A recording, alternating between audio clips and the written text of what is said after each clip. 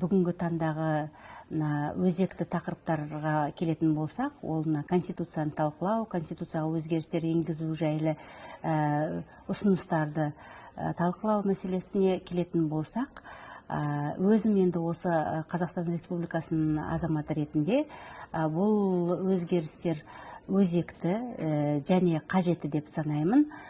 Себебі енді жаһандану үрдісі аясында біздің мемлекетіміз орта дамыған мемлекеттер қатарынан қалып қалмау үшін біз қоғамға деген бетбұрысымызды, көзқарасымызды өзгерту керекпіз. Сіздер өздеріңіз енді оқып жатырсыздар, көріп жатырсыздар.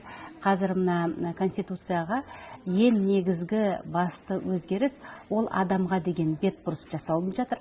Әсіресе енді бізді қуантарлық жағдай ол ғылымға деген мемлекеттік саясатының өзгеруі, яғни ғылымға көп көңіл бөлу мәселесі. Әсіресе адамның дамуына, жалпы болашаққа деген адамдардың енді рухани жағынан дамуына бүкіл жағдай қарастырылады деген сеніміміз бар.